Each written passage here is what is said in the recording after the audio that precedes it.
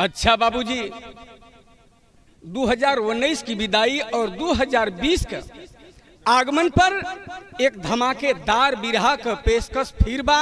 Sneha studio Robertsganj Sonbhadra भाई सुनील कुमार के देख रेख में ये हमार कांड देखे जाता हूँ। आप लोगन के बेहद पसंद आई, यही विश्वास के साथ ये बिरहा आप लोगों के बीच में भेजे थी। भूमिका में मास्टर 4 लाइन भाव देहल गल कैसे। कर्म ही धर्म है, धर्म ही कर्म है,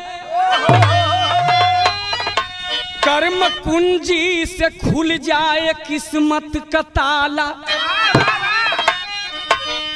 धर्म के ही धरोहर से धरती रुकी, पुण्य परहित से जीवन में आए उजाला।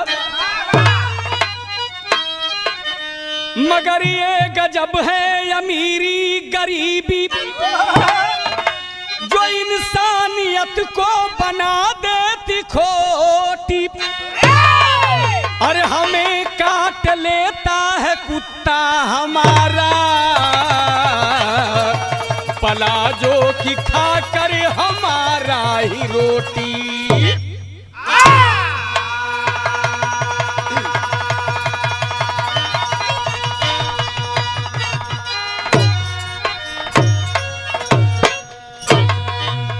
अच्छा बाबूजी, कबीर जी लिखलन कि कर्म ही धर्म है, धर्म ही कर्म है, कर्म कुंजी से खुल जाए किस्मत का ताला। जबले कर्म ना करबा आ तबले कोनो किस्मत खुले वाला ना है, कोनो चमत्कार ना हो। धर्म वह सच्चा है जोने में कर्म अच्छा हो। अगर कर्म अच्छे हैं तो धर्म अच्छे हैं, कर्म बुरे हैं तो धर्म भी। कव्वाली का टुकड़ा लगल मास्टर।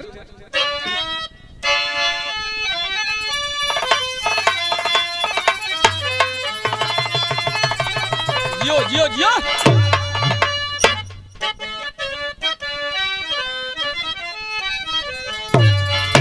यह गीत हो कि मोहब्बत करेगी असर धीरे धीरे, मोहब्बत करे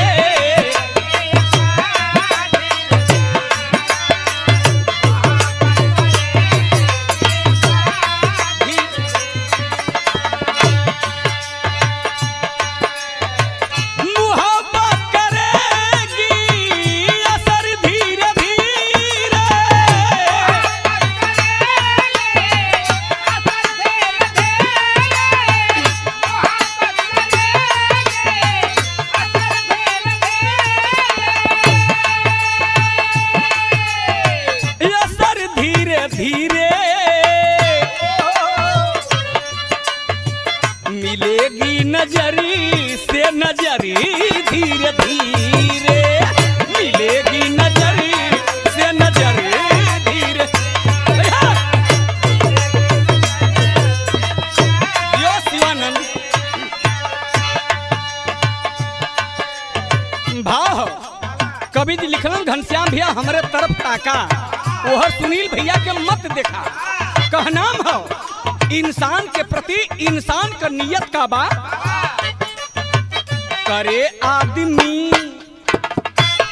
बार समय, करे आदमी ना कदरी आदमी का, करे आदमी ना कदर।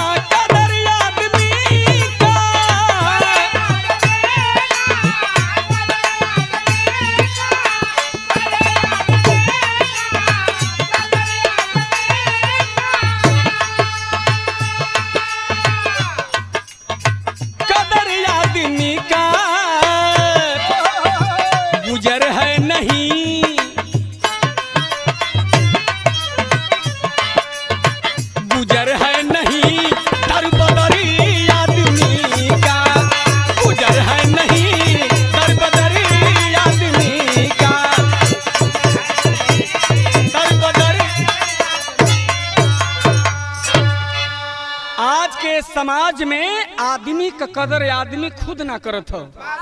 ऊंच हो तो नीच हो, तो गरीब हो तो अमीर हो। गरीबी सबसे बुरी चीज हो घनश्याम भैया। शायर का लाइन लगल मास्टर कैसे?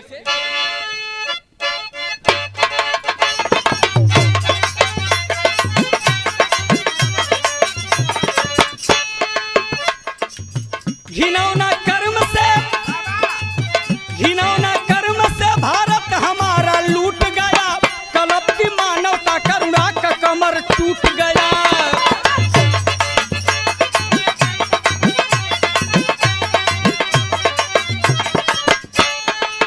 भलाई करना इस जहां में किसने सोचा है, भलाई करना इस जहां में किसने सोचा है, दरिंदे दौलत के संसार को दबोचा है।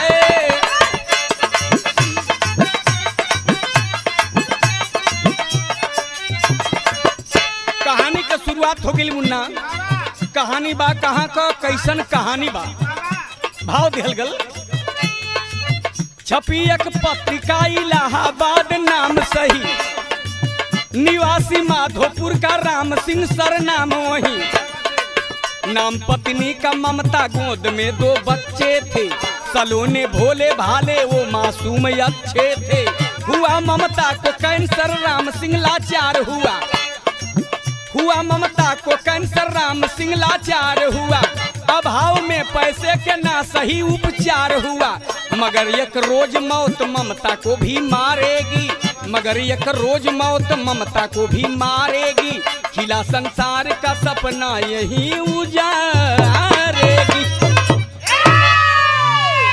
ए बाबू बात के समझला, कहानी समझे में आसान रही। इलाहाबाद से 20 किलोमीटर दूर माधोपुर गांव का रहे वाला राम सिंह के पत्नी का नाम ममता। ममता के गोदी में 2 बच्चा रहला, 2 लड़का रहला, जौने लड़कन का नाम रहल पंकज और सुधीर। सुधीर बड़ा रहल, पंकज छोटा रहल। बड़ा हंसत खेलत परिवार बा। बड़ी हंसत खेलत परिवार में एक थे गजब का परेशानी आ गई। अचानक सवेरे का टाइम है, ठंडी का महीना बा। अपने दोनों बचवन के लेके घाम तापत ही ममता ब्लड कैंसर का मरीज हो गई। दवाई तो बड़ा चलल, राम सिंह बड़ी दवाई करवला, लेकिन सुधार नहीं होता। आज बचवन के लेके घाम तापत ही, दोनों लड़कन का चेहरा निहारत रानी। यार मतारी के जौन बा आंख से झरझर झरझर आंस बह लगल। माई के जनबा ममता छछाए लगल कि लगत हम बचब ना तो हमार बचवा के करे सहारे रही हैं। और तब तक वही समैया राम सिंह कहीं से आ गिलन। कहलन कि का हो तबीयत कैसन बा? कहले कि तबीयत का पूछत हुआ, बड़ा दवाई करौला, लेकिन लगत हम बचब ना, हमरे जियले का अब कौनो आशा नहीं बा। जय दिन चल सकत बाटी त रोवत कहे हूँ। कहले कि यह सोचत ही कि हम मर जाब तो हमार बच्चा के करे सहारे रही हैं, के एनहन का सेवा सत्कार करी। राम सिंह कहला कि ना हो, दवाई कराए तू ठीक हो जेबू। कहले कि ना, अब हम बचब ना, एक बात कही, हमार बात मान लेबा। राम सिंह कहला कहा। तुरंत जौन बा दोनों लड़कन का हाथ राम सिंह के हाथ पर रख के ममता अपने पति राम सिंह से कहली का विधा में तर्ज बदल गई।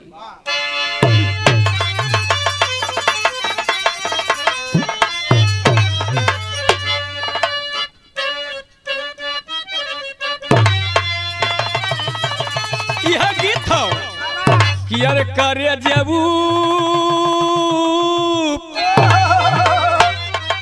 हरे करे जाऊ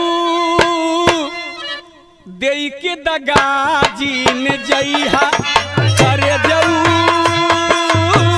दे के दगा जीन जइहा।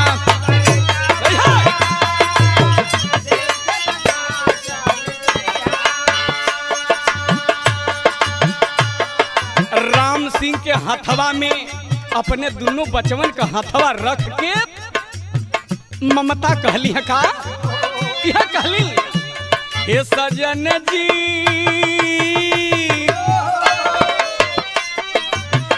हे सजन जी, हे बचवन के जिन भूलैया सजन जी, बचवन के जिन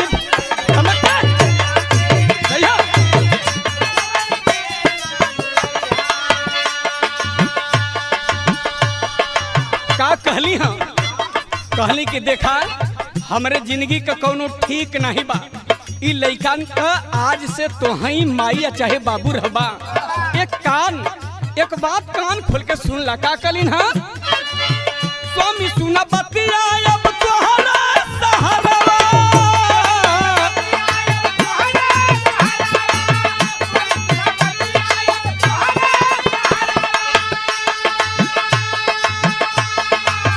माई बिना टुअरन के रखिया बजरमा, के रखिया बजरमा,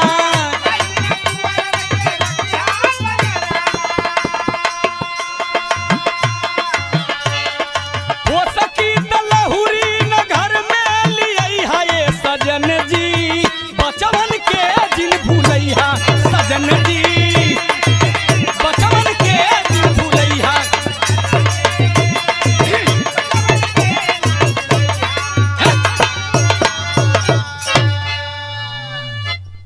राम सिंह से ममता कहली कि देखा हम बचे का कौन आशा नहीं बा, आज से लइकन को मतारी चाहे बाप तो ही हुआ।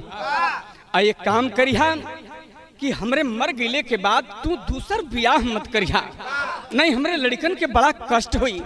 राम सिंह कहला कि तू पगला गल हो, अरे 2 ठे लड़का हमके मालिक देले हुआ, अब कौने शौक में हम ब्याह करब, वादा हत ब्याह नहीं करब। ममता हाथ जोड़ के कहली कि हाँ स्वामी, यही से तो आप लोग पति परमेश्वर कहावला, हमके विश्वास किया ब्याह नहीं करबा। इतने बतिया दोनों प्राणी आपस में बतियावत हो, तब तक ममता के अखिया मुदाई गई, और जब अखिया मुदाई गई हुटकी लगे आवत बिरहा में तरज बदल गई।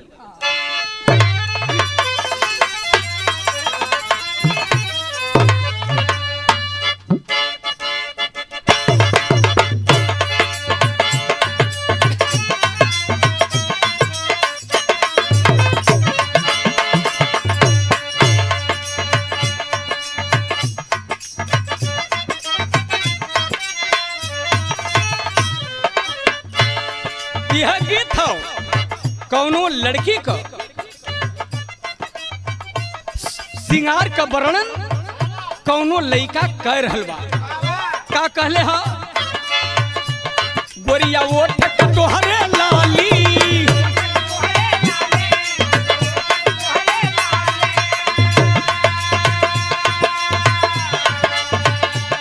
दिल में हमारे बसल मतवाली,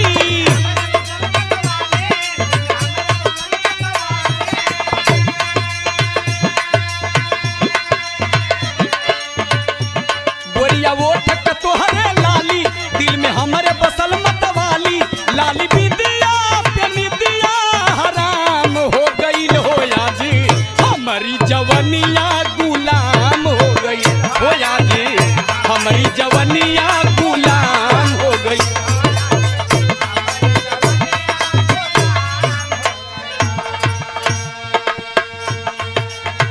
भाव हो हुटकी लगल हो, वो समय का कवि जी लिखलन, का लिखलन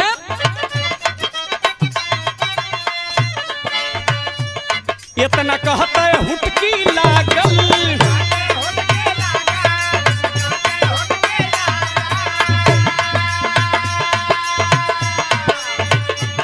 पिजड़ा छोड़ के पंछी भागल,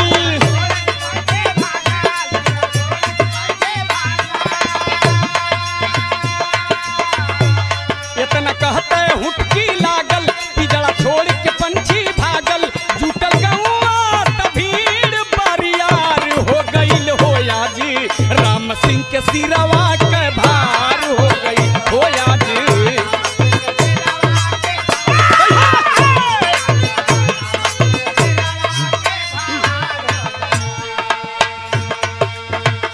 हुटकी लगल, राम सिंह गोदी में दबौले हुए अपने औरत के, और तब तक अखिया मुदाई गई। जब अखिया मुदाई गई तो लगभग 6-7 साल का छोटका लड़का पंकज,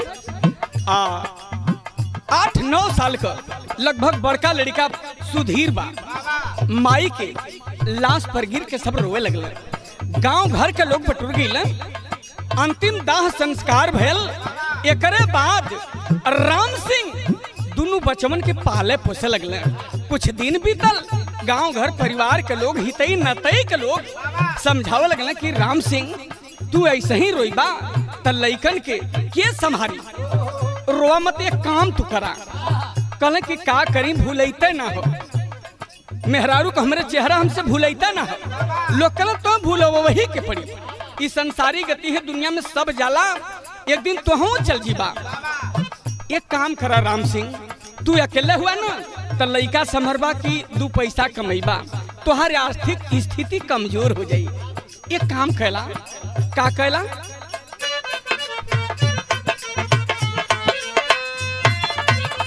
यह कहत बा, रोवा जी ने अपने बचवन के मुहवा देखा भाई,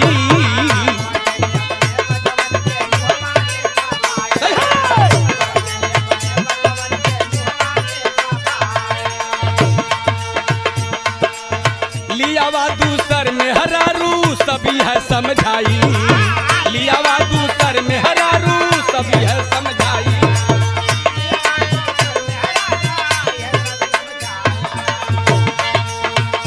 गांव घर के लोग समझावत हुए, ए भैया राम सिंह तू दूसर में हरारू लियावा, तब का करी वो घर के काम काज कुल देखी,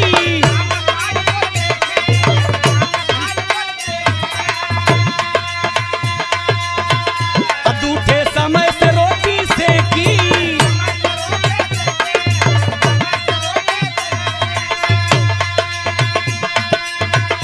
घर के काम काज कुल देखी, दूठे समय से रोटी सेकी, बाय बदलल बिचारवा स्वीकार हो गईल हो आई, घरवा तो सब कुछ बेकार हो गईल हो आई, घरवा तो सब कुछ बेकार।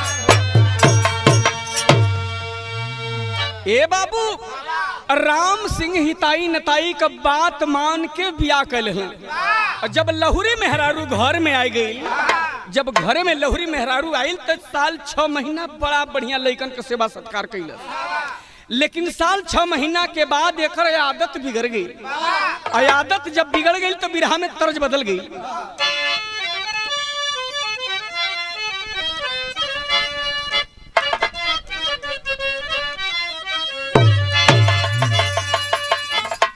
बड़ी पुरानी फिल्म का गीत है घनश्याम भैया, लेकिन आजो के परिवेश में एकदम नई बा। पहले के फिल्म में आज के फिल्म के गाना में बड़ा अंतर बा। ये एकदम पुरान है लेकिन सुनने में एकदम नई लगी। वह गीत हो मास्टर, अरे कजरा मुहब्बत वाला आँखियों में ऐसा डाला,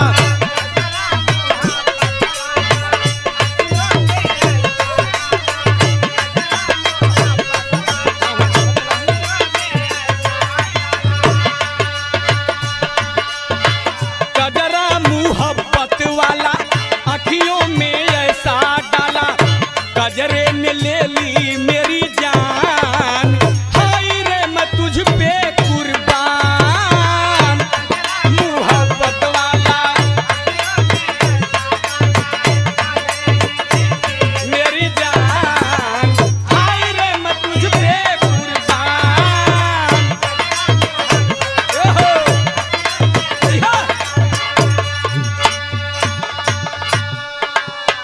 साल 6 महीना के बाद मुन्ना ओकर आदत बिगड़ गई। ओकर आदत बिगड़ गई तो करे का वो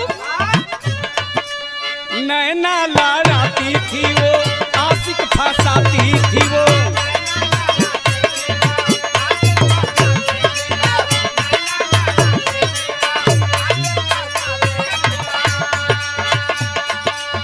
नैना लड़ाती थी, वो आशिक फंसाती थी, वो लेती थी जवानी का बहार, आते थे हमेशा उसके यार, नैना लड़ाती थी, वो आशिक फंसाती थी, वो लेती थी।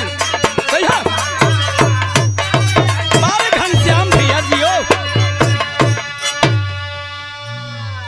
और राम सिंह बेचारे खाना खाएं 8-9 बजे दिन में, ड्यूटी करे बदे चल जाएं, मेहनत मजदूरी करे बदे, और 9-10 बजे लइकन के खियाए पियाए के टाइट कर दे। और जब लइका खाए पी के स्कूल चल जाएं और तभी करे का कि राम सिंह मजूरी करके आता था शाम को,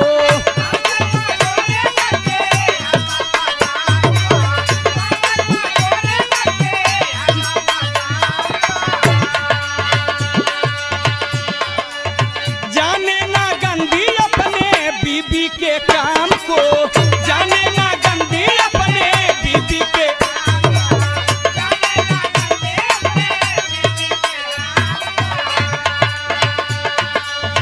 जबकि वो आता था तो खाकर सो जाता था, वो आता था तो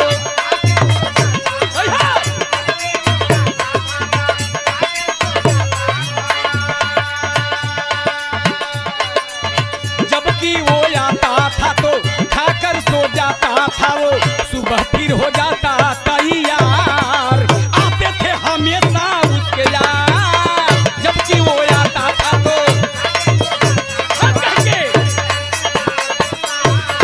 आते थे हमेशा उसके यार। ए बाबू, राम सिंह मेहनत मजदूरी करे बदे चल जाए घरे से 8-9 बजे दिन में, रात में 8 बजे लौटे, हर लड़का 10 बजे भोजन कह के स्कूल में चल जाए, लड़कन के बस्ता दे दे, टिफिन दे दे। ए बाबू, जाए स्कूल में पढ़िया, शाम के 4 बजे यहाँ, दिन में मत यहाँ जा घरे। लड़कन का एकदम ढर्रा बन गल, लड़का 10 बजे से 4 बजे तक स्कूल में रहे। एक बाद के जो समय बजे बीच में 10 से लेके 4 बजे तक लोफल फंगा जुटाए के मौज मस्ती करे लगल। अब मौज मस्ती करत थे तो एक दिन के बात तनी सुना भैल काम। पंकज सुधीर जब रेसस में विद्यालय से घर आए हैं, अनजान व्यक्ति कुछ घर में थे, दोनों बच्चे ने पाए हैं, तब दौड़ के दोनों वे बच्चे हाँ दरवाजे को छेक लिए, निवस्त्र पड़ी सौतेली माँ बिस्तर पर दोनों देख लिए। दोनों लड़कवा तो रोज खाना खाए के जाए, सब शाम के 4 बजे आवे, लेकिन पंकज जनवा सुधीर से कलश की भैया आज घरे चलल जाइल।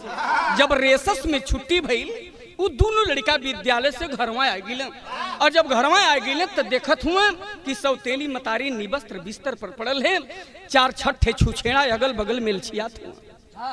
लड़कन का बुद्धि ना 8-9 साल का, 6-7 साल का दोनों लड़का हुआ, एक लड़का की उम्र 7 साल, एक लड़का की उम्र 9 साल। ये दोनों दरवाजा छेक लेना, इन्हें जाए न पावे, लड़कन का बुद्धि ना। और तब से वो सब धक्का दे के बाहर निकल गया, और बाहर जब चल गया तो दोनों लड़का कहना कि माई जब पापा चल जाना काम करे, हमन चल जाइले जा स्कूल, तब बीच में तू यह काम करे लू, पापा यही है तो ये बात कहल जाए। कहलस कि ये बेटा यह तू लोग पढ़ला स्कूल में, पापा से गंदी बातें अच्छे बच्चे नहीं करते, बढ़िया बात कहल जाले, का स्कूल में तू लोग को यह पढ़ावल जाला, ई कुल बात पापा से ना कहल जाला। लड़का कहला ठीक बा मम्मी ना कहल जाई, और लिया के टाफी बिस्कुट खिया के भूलवाई दिलस। आज बड़ा झटका में, लेकिन यहू के भी संग कह कि लड़कना के बुद्धि कह न देसो, बड़ा झटका में भोजन बनूले है, 7 बजत खिया के लड़कन के सुताई भी दिलस। 8 जब घड़ी बजौलस तो राम सिंह अब काम पर से घरे आवे के तैयारी करत हुआ, लेकिन एकरे खटक बा, जब खटक बा तो टेरी के लाइन लगी।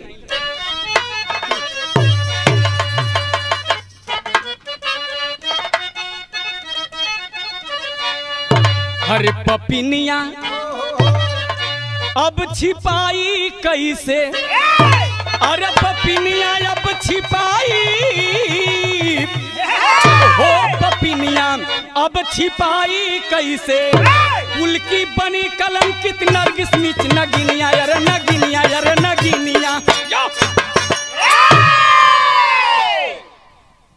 कुल की बनी कलंकित नरगिस नीच नगिनिया, पपिनिया अब छिपाई कैसे। यह सोचत बा कि कहीं कह न दे, कहीं कह न दे सो।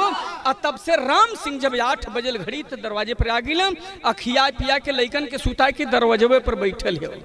राम सिंह अल कल कि का हो तू यहाँ बैठल हो? कल कि हाँ। तो लइका का करत हुआ? लइकन के खिया पिया के सुताए दिल। राम सिंह कल कि जब लइकन के खिया पिया के सुताए दिलू तो लइकन के पास न तो के रहे के चाहिए कि का बहरमा बंडा ने रथे हो। कलश की बंडा ना हो तो से बड़ा जरूरी बात करे के हो। कौन बात करे के? वो बात तो घरों में हो सकेले, कलश की घरे में ना यही जे बात हुई। अगर बात बनी तो ठीक बा, नहीं तो तू अपन रास्ता देखबा, हमें अपन रास्ता देखब। बताओ का बात है? बतावे लगल बिरहा में तर्ज लगी।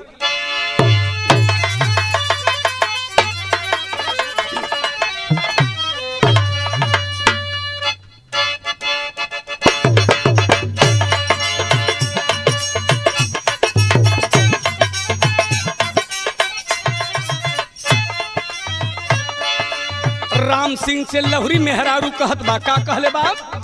घरवा में रहब नाही, घरवा में खाइब नाही।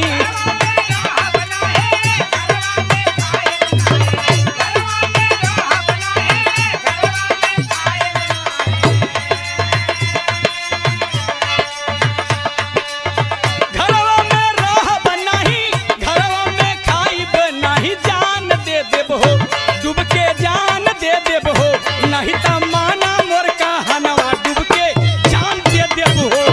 माना मोर का हनवा डूब के जान दे देब हो।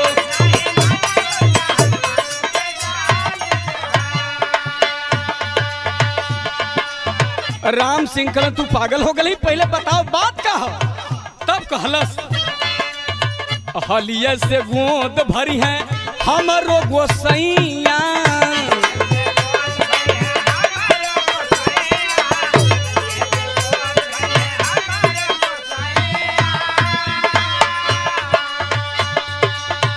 कलश की तुहार निशानी हमरे पेट में पलत है, हलिये से हमरो गोद भरे वाली है। राम सिंह कला बड़ा खुशी का बात, ये बात तो घरों में हो सकत रहे। कलश की तू घर में बदे चौकवासल हुआ, सुनता काहे ना? हलिये से गोद भरी है हमरो गोसैया, कैसे राज करी है हो, कैसे राज करी है हो। सैया सौते ला ला लनवा कैसे राज करी है हो, सौते ला ला लनवा कैसे।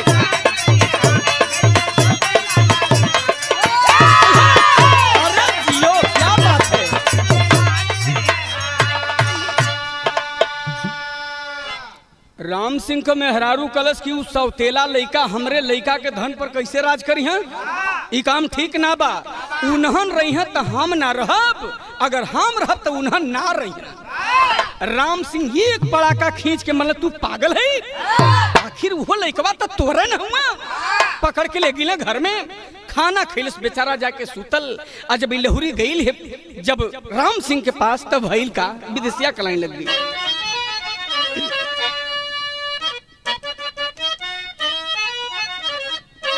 कलश की एक दिन रतिया में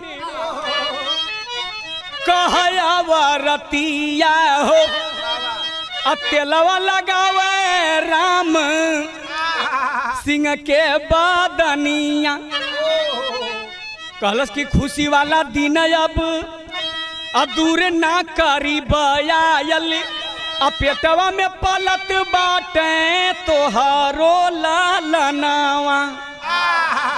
खाली बा जमीन दुई बिगह का पुजिया हो, अब वही में बटाई ली है सौते लालनावा।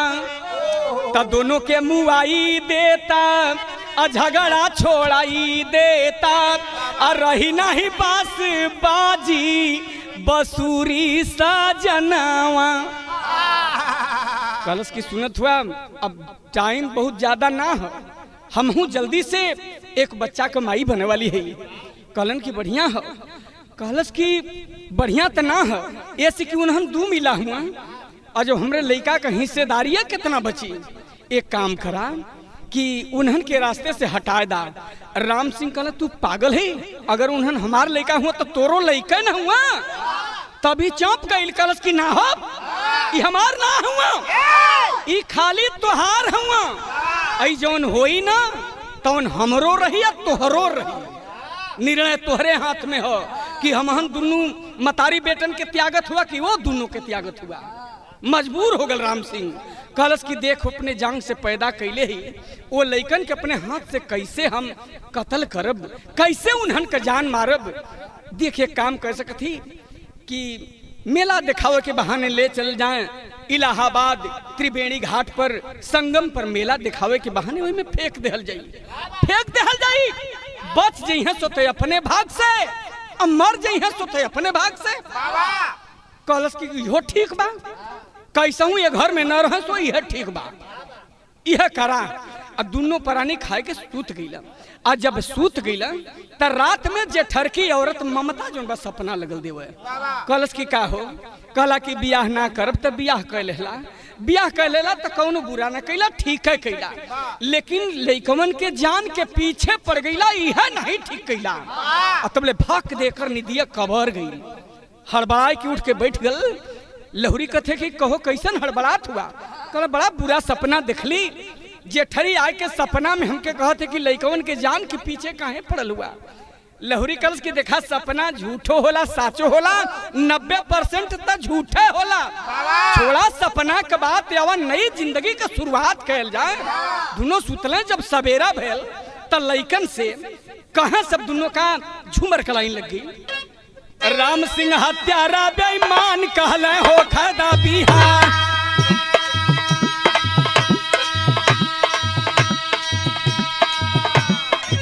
ज्ञान बिन माली अब उजाड़ला चमनावाना।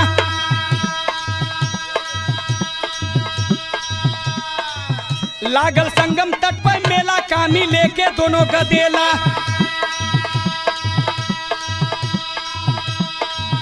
लेके आ गई यल बेला तौने छनावा।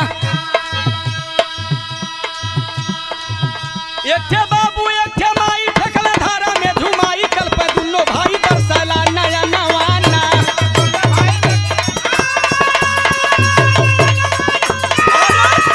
भैया हुआ बहुत अच्छे, कल पे दुनो भाई बरसाला नया नवा।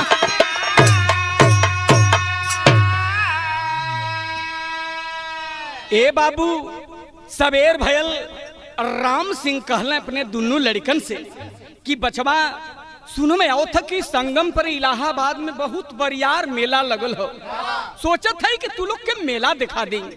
का विचार बा? लइकवा कहला कि ये पापा दिखा दा, हमन कब्बो का ना मेला देखले ही। लहुरी कलस कि हाँ बेटा देख ला लोगन, यह तू लोग का शुरुआत मेला रही चाहे आखिरी मेला रही, अब देखबो ना करबा जा। लइकवा कहला मतलब का बड़ हो जीबा जता मेला देखबा जा, चल दे दिखा दी। दोनों लड़कन के लेके सगा बाप राम सिंह और सौतेली मतारी पहुंचल। एक ठेके राम सिंह ले है, एक ठेके लहुरी मतारी ले है। संगम पर घुमावत हुआ। राम सिंह कहला कि देखा बेटा कितना बढ़िया एक गंगा के धार से कितना सुंदर फब्बारे उठ रहे हैं। लड़का कहला कि हाँ पापा हम तो ऐसा कबो न देखली। यह लड़का कहता हूँ तब तक पारी कपारा झुमाए झुमाए के वही गंगा के धार में फेंक दिल सब।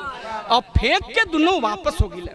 और जब वापस हो गए कुछ दूर गई लोग कहना कि मालिक के घर में देर होला अंधेर ना होला। कुछ दूर गईले के बाद लोग बतावलन कि बुरे कर्म का बुरा नतीजा ना मानो तो कर देखो, और जिसने जिसने किया है यारो उसका उसका घर देखो। जब लौटला सब कुछ दूरी पर गईले के बाद ये लहुरी के पेट में इतना तेज दर्द भइल कि पेट दबाए के बैठ गई।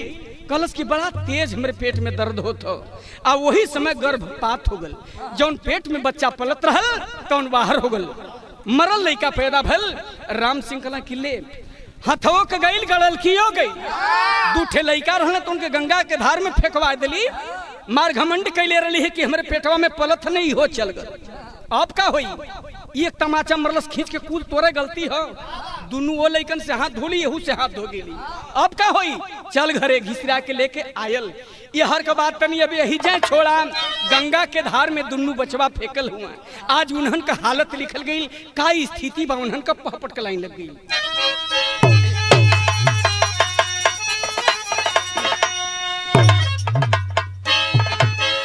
राम धनी एक्सेप्ट कराया सननवा गंगा धारा में, तब ले आयल बह के एक ललन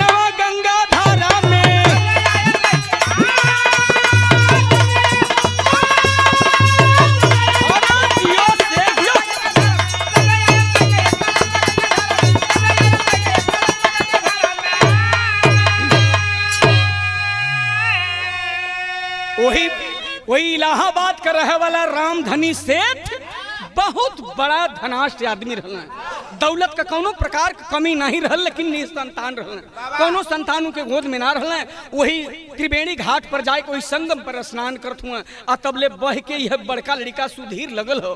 आ जब लगल वो लड़का रामधनी के पैर से जब ठेकल हो उसमें भइल का, अरे धन सब कुछ भरल रहल पर रहल एक दुख भारी हो, ना रहल संतान गोद में असून पड़ल फुलवारी हो। रामधनी का हर्षित भइला मनवा गंगा धारा में, अब बड़ा डॉक्टर बन गईला ललनवा गंगा धारा में।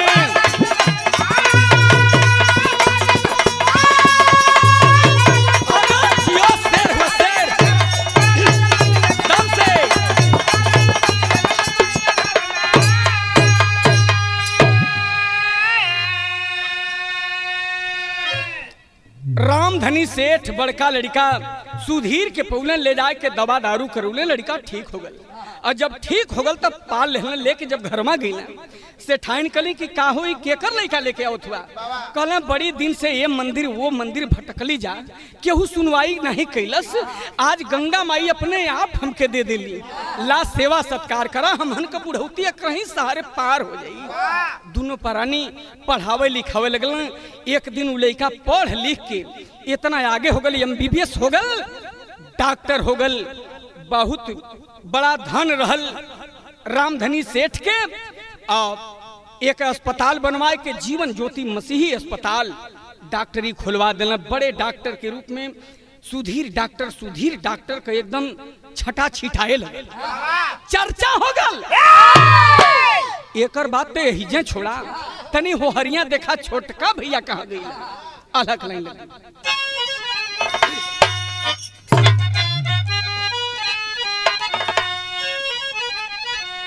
अरे हर पंकज बहत बहत अगैल कुछ दुरिया बाबू,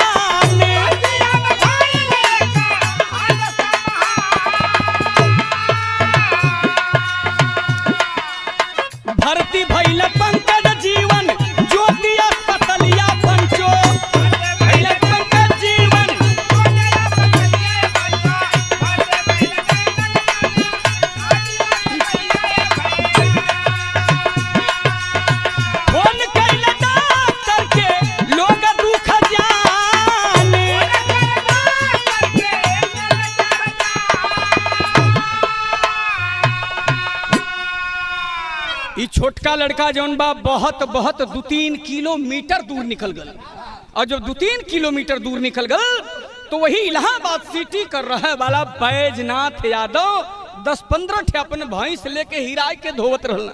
और जो धोवत रहना तब तक ही छोटका लड़का बहल एक हाथ दूरी से निकलल चाहत बैजनाथ के हाथ से। बैजनाथ झपट के वो लड़का के पकड़ लेना, सांस चलत रहल, बाहर लिया के टंगरी झुमौलक, पानी निकल गल, ले जाए के अस्पताल में दवाई करौले, लड़का ठीक हो गल। और जब लड़का ठीक भल तो बैजनाथ यादव पूछना कि बाबू तुहार घर कहाँ पड़ी। कहलन कि ई मत पूछा। कहलन कि तुहार का नाम हो? कहलन कि चचा वैसे हमार नाम तो पंकज हो। कहलन पंकज, तो बेटा आज से तुहार नाम रही पंकज यादव। 2-3 ठे लड़का हमरे हुए लेकिन वेद करतब करसी कहूँ सो तो वहीं के पाल दही ले गई। लड़ाई पढ़ाई दोनों साथे साथ चले लगल। खुली भर्ती में पंकज यादव बॉर्डर फोर्स का जवान बन गल। और जब बॉर्डर फोर्स का जवान बनल तो जब ट्रेनिंग में जाए लगल तब बैजनाथ यादव कहल कि ये बेटा ट्रेनिंग दिहा, 2-4 महीना ड्यूटी कर लिहा, घरे जब भी अहा तो वर्दी पेटी में अहा। कहल ये कहे बाबू? कहल कि बेटा जौने गली से तू निकल जाबा ना, लोग कहे कि देखा सबसे छोटका लड़का बैजनाथ यादव का पंकजवा जाता बॉर्डर फोर्स का जवान तो हमरो सीना चौड़ा हुई बेटा। कहल कि बाबू जब कागज आ गल तो अभी आपका सर ऊंचा नहीं भल। कहल कि सर तो ऊंचा हो गल बेटा, लेकिन तनी हमार देखा के इच्छा हो। कहलस कि ठीक बा। गैलन ट्रेनिंग देलन, ट्रेनिंग बीतल 2-3 महीना ड्यूटी कैलन। जब छुट्टी लेके घरे आवे लगलन वर्दी पेटी में, बस में सवार हो, लेकिन आतंकवादी द्वारा वही बस में बम विस्फोट कैल गल, बम रखल गल। जब बम विस्फोट भैल वही बम के साथ उड़ गया। पंकज यादव भी घायल हो गल। तब कुछ समाज सेवी मिलके ले जाए के जीवन ज्योति मसीही अस्पताल में इलाहाबाद में भर्ती करा दिलन। और जब भर्ती करा दिलन डॉक्टर के लोग फोन किलन कि एक बॉर्डर फोर्स के जवान आपके अस्पताल में घायल अवस्था में लहूलुहान पड़ल हो, जल्दी से आवा। डॉक्टर साहब अपन कमांडर जीप बड़ा तेजी से लेके चल रहे। और जब तेजी से लेके चल रहे तब का भयल? तब तक डॉक्टर साहब जब तेज में जीप बढ़ौले हुए, एक भिखारी रोड पार कैल चाहत हो।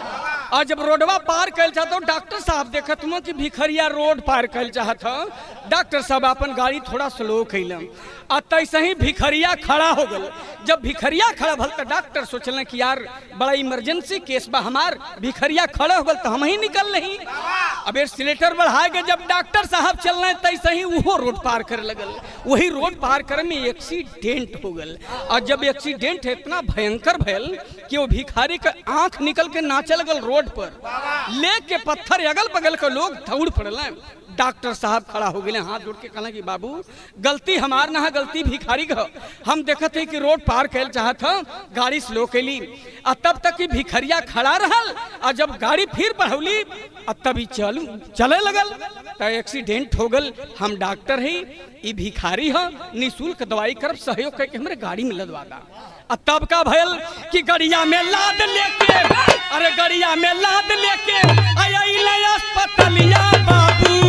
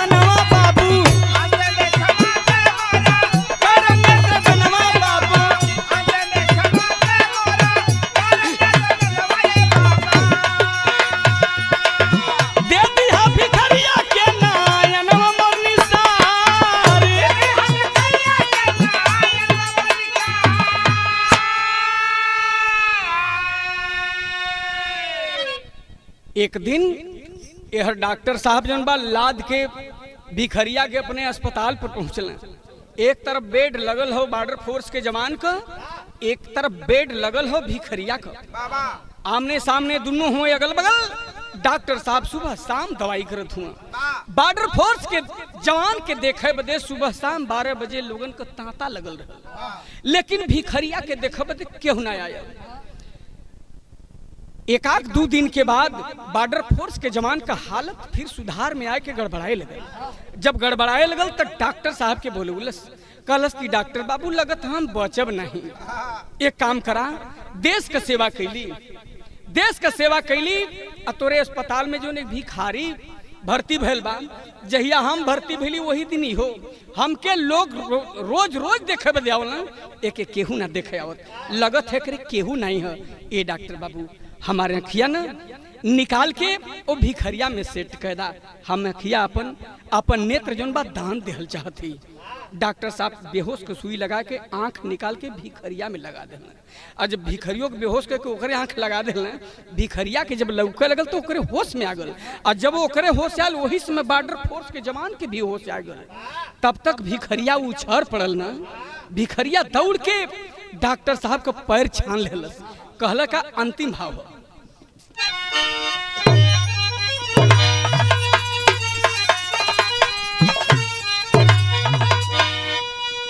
गईले छीर नीर बिल गाई हंसा चूंगे मोतिया, पागल पवले बा भिखरिया आखी का ज्योतिया।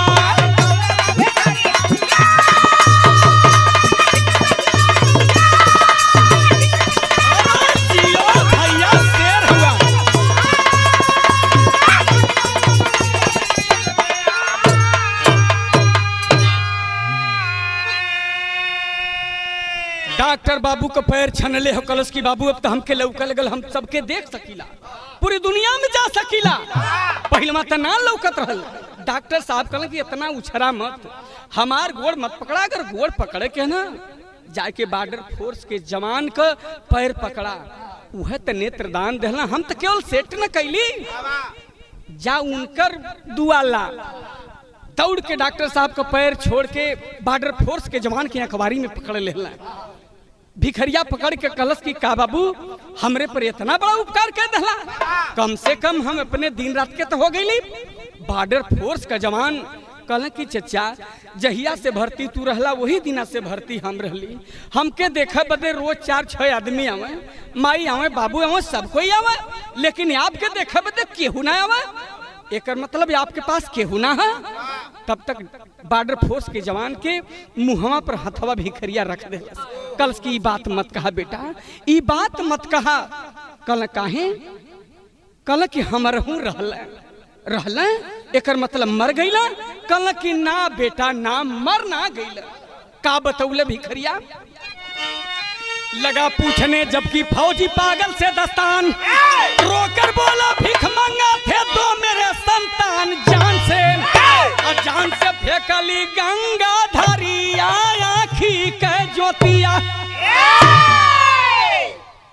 बॉर्डर फोर्स के जवान कहल कि जान से फेंकली गंगा धरिया आखी के ज्योतिया, गंगा के धार में तो हमनो फेंकल गए रही। यह सोचत बॉर्डर फोर्स के जवान कहलन कि आखिर ऐसा काहे कैला चचा? तब भिखरिया बताओ थका, ममता मर गई पहली औरत लाया दूसरी नारी, पंकज सुधीर दो बेटे थे हरी भरी फुलवारी, भारी कैली हम दरिया आखी का ज्योतिया।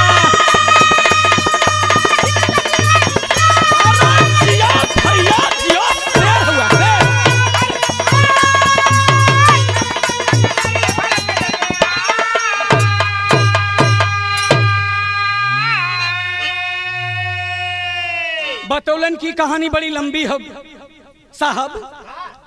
पहली औरत हमार रहल जोने का नाम ममता रहल, ओकरे गोद में 2 बच्चा रहल, पंकज या सुधीर। लेकिन जब हमार जेठरी औरत मर गई तो लहुरी मेहरारू ले ली, वही के चलते दोनों लड़कन के गंगा के धार में फेंक दिली। अगर कहीं हमार छोटका लड़का हुई ना तो बचवा एकदम तोहरे उम्र को हुई, तोहरे जैसन हुई। कहलन किया एक ठे के का कैला कहूं वहू के गंगा धार में फेंक दिली, वो बड़ा रहल पंकज से, अगर वो होई ना तो डॉक्टर साहब की उम्र का हुई। और तब तक डॉक्टर साहब सोचे लगल कि यार भिखरिया में बॉर्डर फोर्स के जवान के बीच में ये कैसन संवाद चलत है। डॉक्टर साहब एक मरीज के सुई लगाओ बदे नीडल में दवाई लेत रहना, और जब इन्हन का बात सुनना धीरे धीरे भिखरिया की तरफ बढ़े लगल। दोनों का बात सुन के समझ गए डॉक्टर साहब कि गंगा के धार में तो हमहू फेंक रही। पहुंचता डॉक्टर साहब कहला कि कहो एकर मतलब माधोपुर वाला तू राम सिंह तो ना हुआ? कहला कि हाँ डॉक्टर साहब आपके कैसे मालूम? कहला कि हमके ना मालूम, अरे वो तुहार बड़का लड़का या भागा हम ही है, हमारा नाम सुधीर हो। तब छोटका कलश की बाबू तो कौनो दूसर ना, पंकज हम ही है। और इतने बात सुनलस जब भिखरिया न तो बॉर्डर फोर्स के जवान का तय अंतिम रहल। जैसे ही सांस तोड़त था तब तक भिखरिया सोचे लगल कि अरे एक बेटा हमार नेत्रदान करत था आ एक बेटा हमार निःशुल्क दवाई करत था, हम कितना पापी हम कितना गद्दार है कि दोनों लड़कन के ले जाके गंगा के धार में फेंक दिली। इतना दिमाग पर लोड दे दिलस कि हार्ट अटैक कर गल। और जैसे हार्ट अटैक कर गल भिखरिया भी गिरल, तड़ से प्राण पखेरु उड़ गल। डॉक्टर बाबू दोनों का दाह संस्कार कैले बिरहा हमार विराम के लाइन पर। अजीत मोबाइल केयर कमालडीह पहाड़ी से जे भाई के बिरहा चाहिए वहां जाए के संपर्क कर सकला। मात्र सोनभद्र के लोग और दूसरे जगह बदे तो दूर न पड़ी। तब आखिरी बात लिखल गई, गुरु बिहारी गुरुपत्तू जो जैसा कर्म दिखाता, काशी बुल्लू सुखनंदन वैसा ही फल को पाता। पपिनिया अब छिपाई कैसे, अरे पपिनिया अब छिपाई कैसे, हजारी